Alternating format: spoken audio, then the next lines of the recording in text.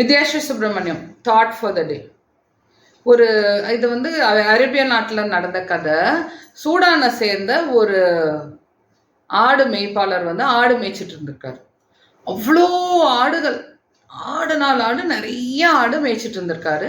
அந்த வழியாக காரில் 4 பேர் போயிருக்காங்க.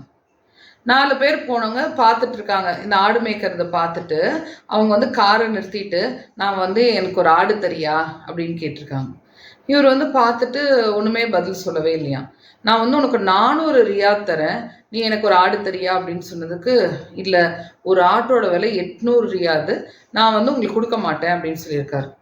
அப்புறம் அவர் கேட்டிருக்காரு, உன்னோட சம்பளம் என்ன?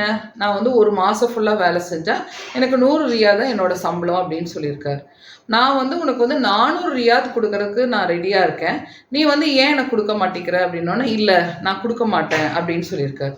ஏன் உங்கள் முதலாளிக்கு தெரிஞ்சிரும்னு பயப்படுறியா அப்படின்னு கேட்டதுக்கு, நான் இங்கே எத்தனை ஆடு மேய்க்கிறேன், என்கிட்ட எவ்வளோ ஆடு இருக்குன்னு சொல்லிட்டு எங்கள் முதலாளிக்கு ஒன்றுமே தெரியாது. எங்கள் முதலாளி ரொம்ப தூரமாக இருக்காரு. ஆனால் என்னோட கடவுள் என்னை பார்த்துட்டு இருக்காரு, என்னோட மனசாட்சி என் கூட இருக்கு, நான் தப்பு செய்ய மாட்டேன் அப்படின்னு சொல்கிறாரு.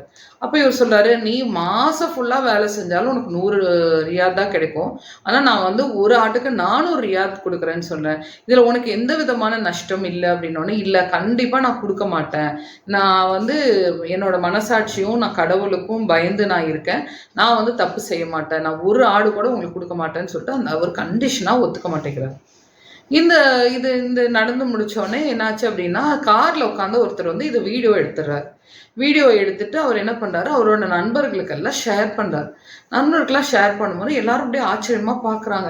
இது ரொம்ப நல்லா இருக்கு, இப்படி உண்மையாக ஒரு ஆள் இருக்காரா, ஏதோ ஒரு காட்டில் எங்கேயோ மேய்ச்சிட்டு இருக்காரு, அவர் உண்மையாக தான் இருப்பேன்னு சொல்லிட்டு இந்த ஆடை விற்க மாட்டேங்கிறாரு, நான் ஆண்டவனுக்கு பதில் சொல்லணும், என்னோட மனசாட்சிக்கு பதில் சொல்லலாம்னு சொல்லி இது ரொம்ப இன்ட்ரெஸ்டாக நிறைய பேர் பார்க்குறாங்க. இதை அவங்க நண்பர்களுக்கு ஷேர் பண்ணுறாங்க. நண்பர்கள் ஷேர் பண்ண அப்படி இது எல்லாருக்குமே போயிட்டே இருக்கு. திடீர்னு பார்த்தீங்கன்னா இது எந்த அளவுக்கு ரீச் ஆயிடுச்சு இந்த வீடியோ அப்படின்னு பார்த்தீங்கன்னா, அந்த சவுதியோட ஒரு டாப் ஆளுக்கு இந்த வீடியோ போயிடுது.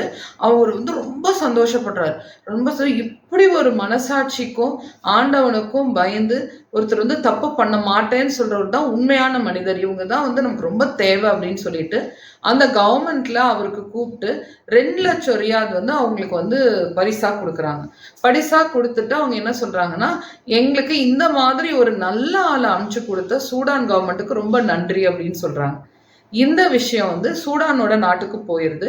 அப்போ ஒருத்தர் போய் சூடான் நாட்டில் சொல்கிறாங்க, இப்படி ஒரு நம்ம ஊர்லேருந்து போனால அந்த அரேபியா நாடு கௌரவிச்சிருக்கு அப்படின்னு சொன்னோடனே சூடான் நாட்டுக்காரவங்க என்ன சொல்கிறாங்கன்னா, எங்களோட ஆளை திருப்பி கொடுங்க, எங்களுக்கு இப்படி ஒரு ஆள் நாங்கள் மற்றவங்களுக்கு அனுப்பிச்சு பாராட்டு பெறுறதோ நாங்கள் கௌரவிக்கணும், எங்களுக்கு அந்த ஆள் வேணும்னு சொல்லிட்டு அவங்க என்ன பண்ணுறாங்கன்னா, அவரை திருப்பி கூட்டிகிட்டு சூடான் நாட்டுக்கே கூட்டிகிட்டு வந்துடுறாங்க. கூட்டிகிட்டு சூடான் நாடு ரொம்ப பெருமையாக, ஆமாம் இப்படி ஒரு நல்ல ஆள் மித்த நாட்டுக்கு நம்ம நாட்டிலேயே நம்ம கௌரவிக்கணும்னு சொல்லிட்டு அவருக்கு ஒரு நல்ல மந்திரி பதவி கொடுத்து மேலும் ஒரு 3 லட்சம், ஃபர்ஸ்ட் சவுதி அரேபியா 2 லட்சம் கொடுத்தது இல்லையா, இவங்க மேலும் ஒரு 3 லட்சம் ரியாத் கொடுத்து இவரை கௌரவிச்சு நல்ல மந்திரி பதவியில் வச்சிருக்காங்க. என்ன இந்த கதையில சொல்றோம் அப்படின்னா, ஒரு நம்ம எந்த வேலை செஞ்சாலும் மற்றவங்க பார்த்துருவாங்களோ, ஈவன் சின்ன பிள்ளைங்க கூட அவங்க என்ன பண்ணுவாங்கன்னா, அம்மா பார்க்காம செய்யணும்னு நினைப்பாங்க, இவங்க பார்க்காம செய்யணும்னு நினைப்பாங்க, மறைச்சு செய்யணும்னு நினைப்பாங்க, யாருக்குமே தெரியக்கூடாதுன்னு நினைச்சிட்டு நம்ம ஒரு வேலையை செய்யறோம். ஆனா யாருமே பார்க்க வேண்டியதில்லை, நம்ம பார்த்துட்டு இருக்கோம், நம்ம மனசாட்சி நம்மளை பார்த்துட்டு இருக்கு, ஆண்டவன் நம்மளை பார்த்துட்டு இருக்கான்னு சொல்லிட்டு நமக்குள்ள ஒரு சுய கட்டுப்பாடு இருந்தா நம்ம தவறு செய்யவே மாட்டோம். நம்ம மற்றவங்களுக்கு மறைச்சு செய்யணும்னு செய்யும் போது அதிகமான தவறு செய்யறோம். நம்மளே நம்ம கவனிச்சுட்டு இருக்கோம்னு சொன்னா நம்ம தவறுக்கே போக மாட்டோம். இதுதான் உங்களுக்கு சொல்லணும்னு நினைச்சேன்.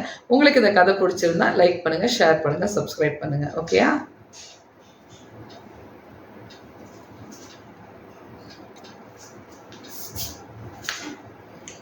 நிலை. நினைத்ததை எல்லாம் சொல்ல நினைத்தால் உதடுகள் வருவது இல்லை, சொல்லவில்லை என்றால் உறக்கம் வருவதில்லை, மீறி சொன்னால் உறவுகள் நிலைப்பதில்லை, இதுதான் வாழ்க்கை. இது தினேஷ் லண்டனில் அமைச்சது. தேங்க்யூ தினேஷ்.